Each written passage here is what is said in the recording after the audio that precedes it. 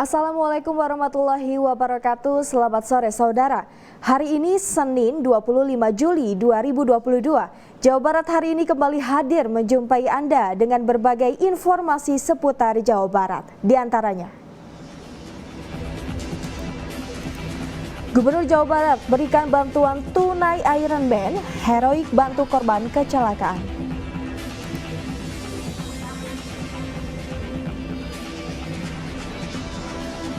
Wagub harap kasus bullying islah dan tidak dilanjutkan ke pengadilan.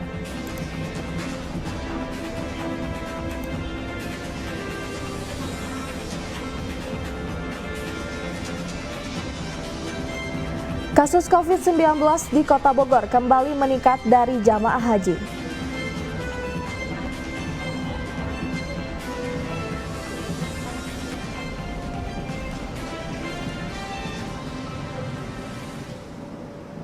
Ya saudara, selain berita utama tadi, kami juga telah siapkan informasi lainnya seputar Jawa Barat. Bersama saya Fauzia Sahrullah dan inilah Jawa Barat hari ini selengkapnya.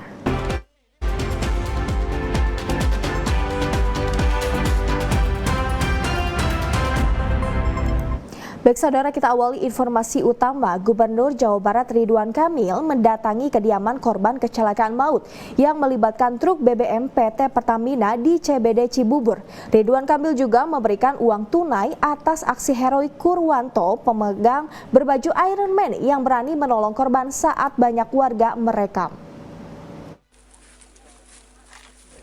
Gubernur Jawa Barat Ridwan Kamil bertakziah ke kediaman salah satu korban kecelakaan maut yang melibatkan truk BBM PT Pertamina di CBD Cibubur di daerah Gunung Putri, Kabupaten Bogor. Kecelakaan maut tersebut mengakibatkan 10 orang meninggal dan 5 orang lainnya luka-luka.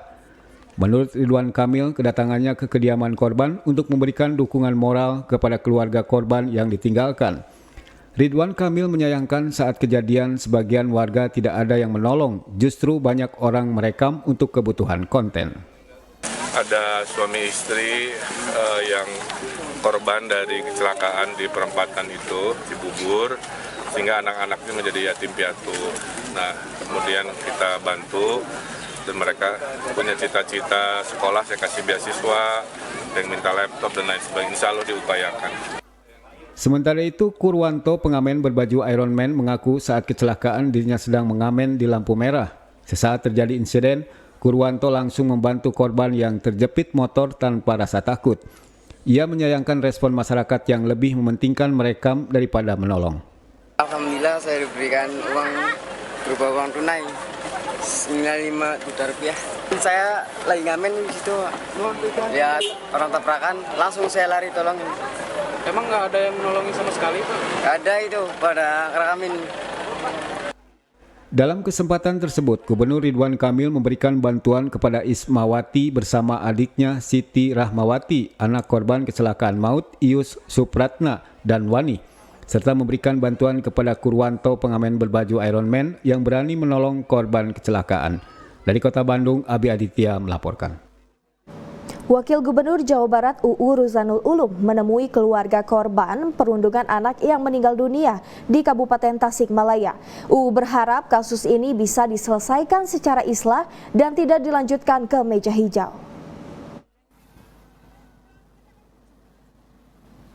Kasus dugaan tindakan perundungan atau bullying anak sekolah dasar di Kabupaten Tasikmalaya yang berujung pada meninggalnya korban menjadi perhatian seluruh pihak termasuk pemerintah Provinsi Jawa Barat. Bertempat di kantor KPAID Kabupaten Tasikmalaya, secara tertutup Wakil Gubernur Jawa Barat UU Ruzanul Ulum menemui keluarga korban. Dalam kesempatan itu, Wagub UU menyampaikan belasungkawa sekaligus ingin mendengar langsung terkait peristiwa yang dialami korban. UU juga berharap kasus ini bisa diselesaikan secara islah dan tidak lanjut sampai ke pengadilan. Memaafkan, dan juga harapan kami ada islah antara kedua belah pihak yang terkait tentang kejadian ini sehingga di masyarakat dan nanti hidup bermasyarakat tidak menjadikan hal-hal yang tidak diinginkan. Dari Kabupaten Tasikmalaya, Yudi Irawan melaporkan. Konflik Sekolah Bisnis Manajemen SBM Institut Teknologi Bandung atau ITB masih belum selesai. Forum Orang Tua Mahasiswa SBM untuk ketiga kalinya kembali melayangkan somasi kepada Rektor ITB hingga Mendikbud. Forum Orang Tua Mahasiswa Sekolah Bisnis Manajemen SBM Institut Teknologi Bandung ITB telah memasuki babak baru.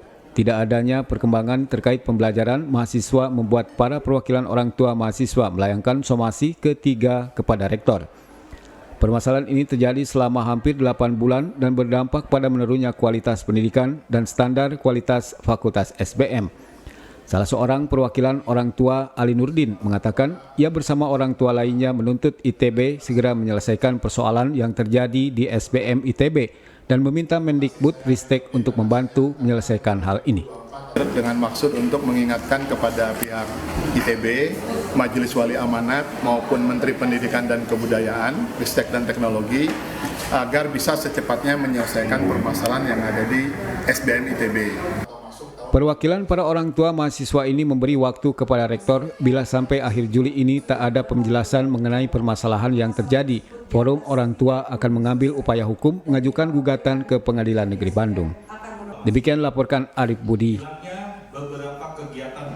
Aktivis dan pemerhati lingkungan menemukan aksi pembalakan liar yang terjadi di hutan lindung Gunung Cakrabuana, Kabupaten Tasikmalaya, Jawa Barat, yang memang diduga untuk penggunaan lahan kopi. Aksi pembalakan liar yang belum diketahui pelakunya ini terjadi di kawasan hutan lindung Gunung Cakrabuana, Kabupaten Tasikmalaya yang dikelola oleh kawasan pemangku hutan KPH Perhutani di petak 2 Blok Gedong Kampung Bunar, Kecamatan Pager Ageng, Kabupaten Tasikmalaya. Aksi pembalakan liar tersebut diduga telah dilakukan sejak sepekan yang lalu saat diketahui oleh para pemerhati lingkungan yang hendak melakukan kegiatan Wamen Janggal Survival 2022. Aksi pembalakan liar baru yang diduga untuk pengembangan tanaman kopi diketahui pada survei kedua dengan luas pembalakan yang sudah mencapai 1 hektar. Kawasan Gunung Cakrabuana merupakan kawasan hutan khas alam sekunder yang peruntukannya digunakan untuk pelindungan kawasan hutan, pelestarian dan edukasi bagi para kelompok pecinta alam. Ya, saya cukup prihatin dengan kejadian ini. Jadi intinya di sini pemerintah harus bertanggung jawab. Ya, sebab apa? Kalau cerita tentang pembalakan liar, itu menurut saya tradernya pemerintah, dalam hal ini perhutani. Pihak KPH Perhutani Tasikmalaya membantah telah memberikan izin kepada pihak lain untuk alasan pengelolaan. Kalau secara administratif mungkin memang itu maksudnya ke Kecamatan Pager Ageng ya Pak, Pager Ageng Kabupaten Tasik. Tetapi untuk pengelolaannya setelah hasil pengecekan dan laporan yang kami terima dari teman-teman petugas di lapangan, lokasi tersebut di luar pengelolaan Perhutani KPH Tasik. Hingga saat ini belum diketahui jumlah kerugian akibat kerusakan akibat pembalakan liar yang memerlukan waktu puluhan tahun untuk pemulihan. Pihak Perhutani KPH Tasikmalaya sendiri akan terus berkoordinasi dengan KPH Garut dan unsur lainnya untuk meminta pertanggungjawaban dari pelaku yang sampai saat ini masih diselidiki. Dari Tasikmalaya, Tony Sontani melaporkan. Saudara, kasus COVID-19 kembali meningkat dan saat ini tetap mematuhi protokol kesehatan agar tidak terjadinya peningkatan kasus COVID-19. Maka dari itu terapkan 5M, yaitu menggunakan masker, mencuci tangan menggunakan sabun di air mengalir atau menggunakan hand sanitizer, menjaga jarak, menjauhi kerumunan, dan mengurangi mobilitas. Dan jangan lupa selalu melakukan vaksinasi pertama, vaksinasi kedua, dan lakukan vaksinasi booster tahap ketiga.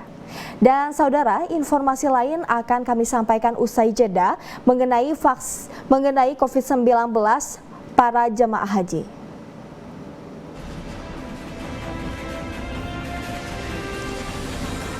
Kasus COVID-19 Kota Bogor kembali meningkat dari jemaah haji.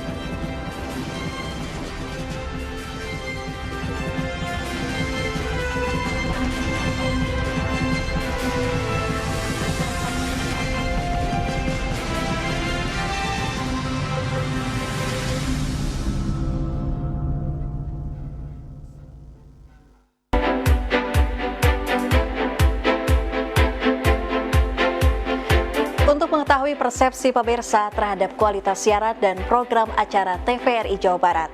TVRI Jawa Barat menyelenggarakan survei online untuk mengukur sejauh mana program acara TVRI Jawa Barat ditonton dan diminati oleh pemirsa. Survei online dapat dilakukan dengan cara memindai QR Code berikut ini.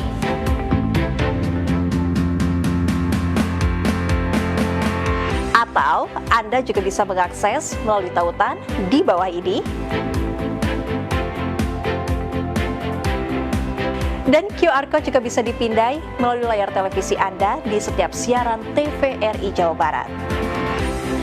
Partisipasi Anda kami tunggu dan kami harapkan agar TVRI Jawa Barat bisa melakukan evaluasi serta asesmen program acara, sehingga TVRI Jawa Barat bisa memperbaiki kualitas siaran dan juga menciptakan program-program acara yang lebih berkualitas.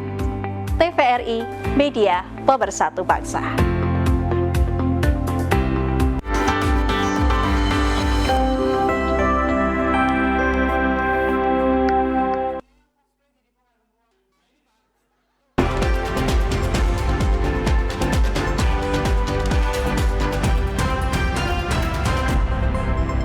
Saudara, terima kasih Anda masih menyaksikan Jawa Barat hari ini dan kita beralih ke informasi selanjutnya mengenai kasus COVID-19.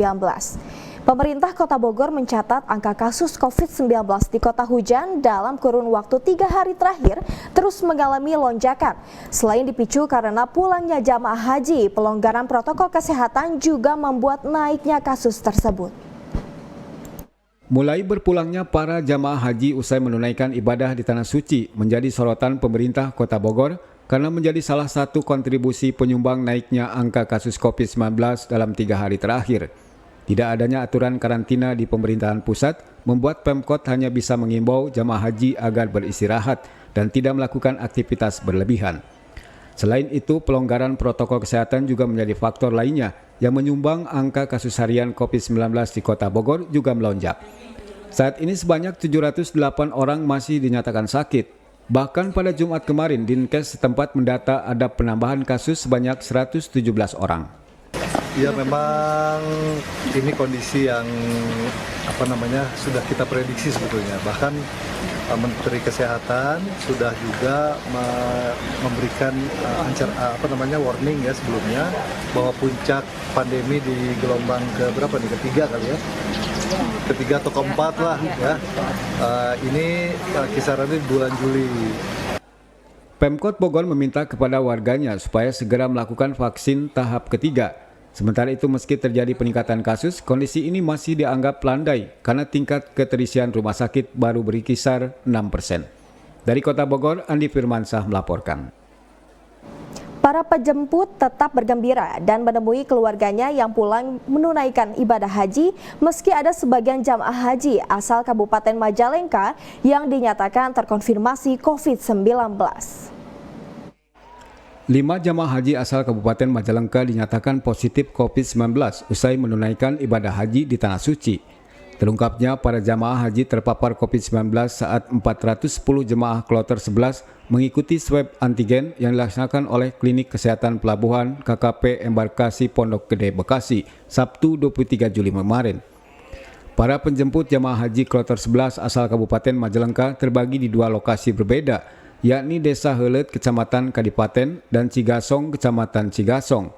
Sedikitnya 69 orang jamaah haji kloter 11 dan 1 orang kloter 39 tiba di Desa Heuleut Kecamatan Kadipaten yang meliputi Kecamatan Kasokandel, Kadipaten dan Penyingkiran, sisanya di wilayah Kecamatan Cigasong. Ketua KBIH Umroh An-Nahdiyah AA Fahroji mengatakan kedatangan jamaah haji ini mewakili 3 kecamatan. Kasokandel, Penyingkiran, dan Kadipaten dengan jumlah yang berangkat pada tahun banyak orang. Jamaah haji asal Kadipaten Icih Salsih mengaku senang dan terkabul niatnya ke Tanah Suci. Memang capek. Para jamaah haji yang dinyatakan COVID-19 menggunakan bus berbeda dan langsung melakukan isolasi mandiri di rumahnya masing-masing. Demikian dilaporkan Edward Ruspendi. Para pelaku usaha tekstil menggenjot pelaksanaan vaksinasi booster di Kabupaten Bandung Barat. Hal ini berkomitmen mendukung program pemerintah agar terhindar dari wabah COVID-19 di lingkungan pekerjaan. Salah satu perusahaan tekstil yang berada di Batu Jajar, Kabupaten Bandung Barat berkolaborasi dengan Dinas Kesehatan Kabupaten Bandung Barat menggelar vaksinasi massal Sabtu siang. Total sebanyak 2.300 karyawan dan juga warga divaksinasi massal booster dengan dibagi 3 bagian dari bulan Februari, Maret hingga Juli sekarang. Ketua Panitia Vaksinasi Ferry Chandra mengatakan pelaksanaan vaksinasi ini untuk mendukung program dari pemerintah agar terhindar dari wabah COVID-19 di lingkungan pekerjaan. Mengadakan vaksinasi booster untuk seluruh staf dan karyawan kami, ya. Kami bagi sudah 3 gelombang untuk booster, ya. Jadi dimulai dari sejak Februari kemarin sampai sekarang sudah 3 gelombang karyawan yang mengikuti vaksin booster, ya, sehingga total genap sampai dengan sekarang 2.300 karyawan kami semuanya seluruhnya sudah mendapatkan vaksin booster. Vaksinasi yang digunakan adalah Sinovac dan AstraZeneca. Ferry juga berharap dengan adanya pelaksanaan vaksinasi booster, tidak ada lagi para karyawan yang terjangkit wabah COVID-19. Dari Kabupaten Bandung Barat, Abi Aditya melaporkan. Angka kasus COVID-19 kembali meningkat. Vaksin booster jadi syarat utama masuk perusahaan di Kabupaten Majalengka, Jawa Barat bagi para pelamar pekerjaan.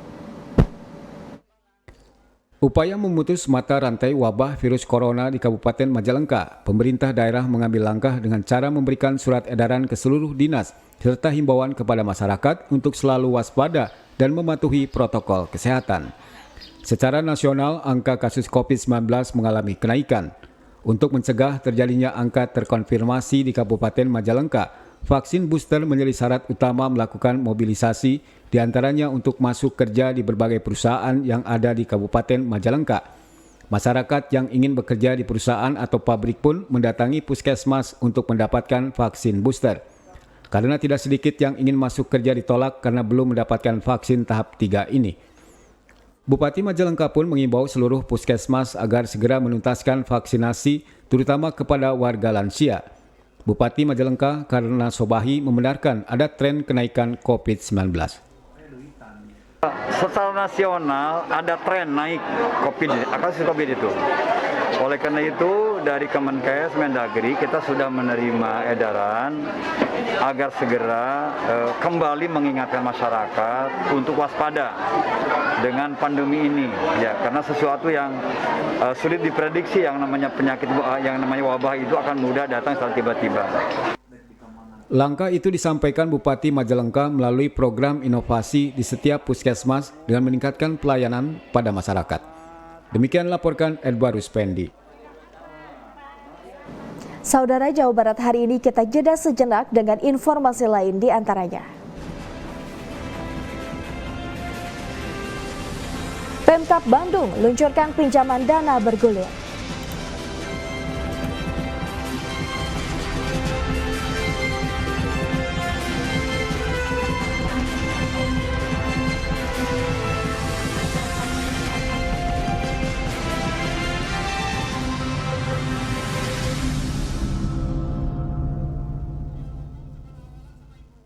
Universitas Komputer Indonesia Unikom Bandung, kampus juara dengan berbagai penghargaan internasional dan nasional. Juara dunia ICT 2019, World Skill Competition Kazan, Rusia, 9 tahun. Juara dunia kontes robot internasional Amerika Serikat, 2 juara ASEAN ICT Awards, AICTA 2021, juara Asia Pasifik ICT Awards, APICTA 2021. Kampus dengan akreditasi unggul. Daftarkan diri Anda segera. Komputer Indonesia.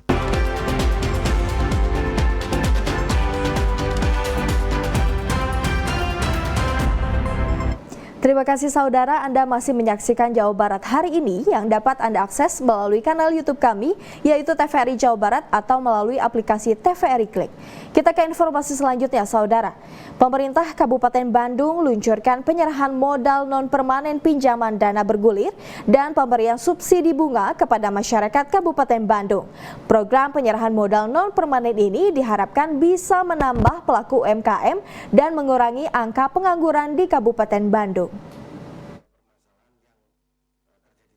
Dan masyarakat, pemerintah Kabupaten Bandung meluncurkan program penyerahan modal non-permanen pinjaman dana bergulir dan pemberian subsidi bunga kepada masyarakat. Program penyerahan modal non-permanen ini dilakukan guna mendorong minat masyarakat, terutama pelaku UMKM, agar dapat kembali bangkit pasca pandemi COVID-19. Bupati Bandung Dadang Supriyatna menegaskan, pemberian pinjaman bergulir tanpa bunga ini dapat dimanfaatkan para pelaku UMKM untuk mengembangkan kembali usahanya. Penyaluran bantuan modal usaha tanpa bunga ini melibatkan Bank BPR Kertara Harja dan Bank BJB.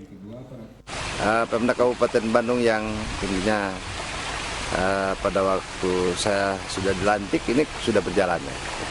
Unggulan pertama itu pinjaman modal bergulir tanpa bunga ya. Karena ini salah satu program prioritas yang tentu kenapa kita lakukan dan kita programkan. Karena memang masih banyaknya bank emok merajalela di lapangan ini yang tentunya harus kita sikapi. Diharapkan dengan program penyerahan modal non-permanen pinjaman bergulir dan pemberian subsidi bunga ini dapat mengurangi angka pengangguran yang sebelumnya sempat meningkat saat pandemi COVID-19. Dari Kabupaten Bandung, Rian Agustian melaporkan. Warga Minangkabau yang tergabung dalam Ikatan Keluarga Minang Kabupaten Garut menggelar silaturahmi akbar sekaligus melakukan pengukuhan Ketua Ikatan Keluarga Minangkabau DPD Kabupaten Garut. Bertempat di Aula Gedung SMKN 2 Garut, ratusan warga Minangkabau yang tergabung dalam Ikatan Keluarga Minang Kabupaten Garut menggelar silaturahmi akbar. Silaturahmi ini bertujuan untuk mempererat tali persaudaraan warga Minangkabau yang merantau di Garut. Hadir dalam silaturahmi akbar ini Bupati Garut Rudi Gunawan yang juga sebagai Dewan Pembina Ikatan Keluarga Minangkabau DPD Garut. Dalam silaturahmi akbar ini juga dilakukan pengukuhan Ketua IKM DPD Garut oleh DPW IKM Provinsi Jawa Barat dan ditunjuk sebagai Ketua IKM DPD Garut Roni Roberto masa periode 2019-2022. Menurut Bupati Garut Rudi Gunawan mengatakan adanya warga Minangkabau di Garut merupakan bagian dari Bhinneka Tunggal Ika. Meski kita berbeda suku namun bisa hidup berdampingan dan damai di tengah masyarakat. Bagian dari Bhinneka Tunggal Ika ya, kemudian berkembang dimanapun gak ada masalah. Bukan karena ibu dia orang Padang, tapi juga kemarin orang bangsa Batak ya, bangsa Batak dan sebagainya ya. Kita ini sekarang sudah tidak. Sementara menurut Ketua IKM DPD Garut Roni Roberto, silaturahmi akbar dan pengukuhan ketua ini seharusnya digelar 2 tahun lalu, namun tertunda akibat COVID-19 dan baru dilaksanakan pada tahun ini. Dirinya berharap dengan terbentuknya Ikatan Keluarga Minangkabau di Garut dapat menyatukan warga Minang di perantauan dan lebih solid menjalin silaturahmi dengan sesama maupun antar suku. Tujuannya kan kita kan IKM Garut ini kan belum dikukuhkan dari tahun 2019 karena dengan adanya COVID-19. Dari Kabupaten Garut, Piat Supriyatna melaporkan. Menghasilkan generasi penerus yang sehat dan kuat lahir batin agar bisa bersaing di era bonus demografi menjadi rencana strategis Lembaga Dakwah Islam Indonesia atau DPW Jawa Barat. Menghadapi era bonus demografi 2045, dibutuhkan penyiapan sumber daya manusia yang bisa bersaing, yakni sumber daya manusia yang sehat dan kuat, lahir, batin, serta cerdas. Sebagai upaya memberikan kontribusi bagi penyiapan SDM yang dibutuhkan, LDII DPW Jawa Barat telah merancang rencana strategi penyiapan generasi penerus yang sehat dan kuat. Mengangkat tema kesehatan reproduksi wanita, talkshow yang dilaksanakan Minggu di Sekretariat LDII DPW Jawa Barat mendapat apresiasi positif dari kalangan wanita LDII Jawa Barat. Talkshow yang dilaksanakan secara offline dan daring ini diikuti lebih dari 20.000 peserta se-Jawa Barat dengan tingkatan usia 20-40 tahun. Pemahaman yang mendalam tentang kesehatan reproduksinya sehingga mereka bisa menjaga dirinya,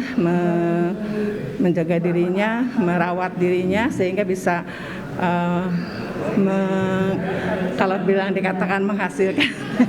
Ketua DPW LDII Jawa Barat Hadiki Harun menilai melalui talkshow ini para ibu dan calon ibu mengerti dan memahami tentang kesehatan reproduksi sehingga anak yang dilahirkan tumbuh sebagai anak yang cerdas, sehat dan kuat lahir batin hingga siap bersaing di era bonus demografi 2045. Kita dalam lembaga dakwah yang inti kegiatannya dakwah. Tetapi sekali lagi bahwa dakwah itu tidak berdiri sendiri, dakwah itu butuh penguatan dari banyak sisi, ekonomi, keamanan, kekeluargaan, dan satu lagi adalah kesehatan. Bagaimana kita mau dakwah kalau kita sakit? Melalui 8 klaster program, LDI meski fokus pada dakwah, namun bertekad tetap aktif berkontribusi bagi bangsa, seperti peningkatan kesehatan, penguatan ekonomi, pendidikan, lingkungan, teknologi, dan energi. Demikian laporkan Komarudin dan M. Agung, TVRI Jawa Barat. Saudara Jawa Barat, hari ini kita jeda sejenak dengan informasi lain di antaranya. Hari Anak Nasional, anak berkebutuhan khusus pamerkan karya seni.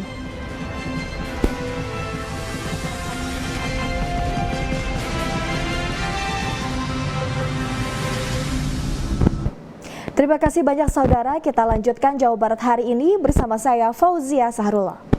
Meski berkebutuhan khusus, anak-anak dari komunitas peduli anak spesial hasilkan karya seni rupa yang mampu menginspirasi anak-anak lainnya. Hasil karya seni rupa yang menggunakan medium kertas ini dipamerkan di Garasi Seni 10 Kota Bandung. Dalam rangka peringatan Hari Anak Nasional 2022, anak spesial atau anak berkebutuhan khusus pamerkan hasil karya seni rupa yang menggunakan medium kertas di Kota Bandung Minggu 24 Juli. Pameran yang bertajuk Kapasitas Kertas tersebut merupakan kolaborasi Garasi Seni 10 bersama komunitas peduli anak spesial. Menurut Ketua Panitia, karya-karya yang terpajang di pameran merupakan hasil karya 5 perupa dari komunitas peduli anak spesial, karya dari Profesor Dr. Setiawan Sabana, serta koleksi dari beberapa seniman. Kegiatan ini memiliki tujuan untuk membuka ke ruang publik proses berkarya serta membuka peluang seluas-luasnya bagi siapapun untuk bisa berkarya. Itu maksud dan tujuan dari kegiatan kolaborasi ini adalah bagaimana membuka ke ruang publik bahwa proses berkarya membuka peluang yang seluas-luasnya bagi siapapun untuk bisa berkarya begitu. Sementara itu, seniman senior yang sekaligus guru besar seni rupa Indonesia Profesor Dr. Setiawan Sabana mengatakan, karya seni hasil dari anak-anak spesial dipamerkan bersanding dengan karya seni miliknya belum pernah terjadi sebelumnya. Saya dan publik tentang adanya komunitas spesial ini dan berkarya mereka, dalam ini berkarya macam-macam kan, drawing, artinya melukis dan sebagainya. Lalu saya sandingkan di sini. Kegiatan pameran karya seni ini akan dilaksanakan hingga 31 Juli. Berbagai kegiatan akan dilaksanakan, diantaranya webinar serta pelatihan. Dari Kota Bandung, Abi Aditya melaporkan. Setelah 2 tahun vakum karena pandemi, kegiatan Pekan Olahraga Intra SMA Negeri atau Porisman dengan peserta di atas 60 tahun kembali digelar. Lagu Halo Halo Bandung yang dilantunkan secara kolosal oleh alumni SMA Negeri 1 sampai dengan 6 mewarnai kegiatan Porisman ke-9. Kegiatan yang dilaksanakan di Gor Taruna Bakti ini merupakan kolaborasi antara kegiatan olahraga dan kesenian. Di samping paduan suara, para peserta yang sebagian besar sudah berusia di atas 60 tahun juga menunjukkan kebolehannya menari poco-poco, line dance, dan bermain angklung. Sementara di bidang olahraga dipertandingkan cabang bola basket, voli, dan sepak bola. Porisman merupakan kegiatan tahunan yang secara bergilir diselenggarakan di antara SMA Negeri 1 sampai dengan 6 dengan ketentuan para peserta berusia di atas 60 tahun. Untuk kegiatan Porisman ke-9 tahun ini, SMA Negeri 2 Bandung dipercaya menjadi tuan rumah. Tidak ada lagi istilah reuninya karena sudah tidak ada reuni, ini adalah orang-orang baru semua. Jadi spiritnya aja yang kita ambil. Nah, tapi mempertemukan 6 SMA atau alumni SMA itulah yang menjadi goal daripada kedepannya. Sebelumnya kegiatan Porisman ke-9 juga diisi dengan aksi sepeda santai serta pertandingan gateball dan golf yang diikuti peserta dari lintas SMA dan angkatan. Dari Bandung, Doni melaporkan. Saudara, informasi tadi menutup perjumpaan kita kali ini. Tetap patuhi protokol kesehatan dan melakukan vaksinasi. Saya Fauzia Sahrullah mewakili seluruh kerabat kerja yang bertugas mengucapkan terima kasih dan sampai jumpa.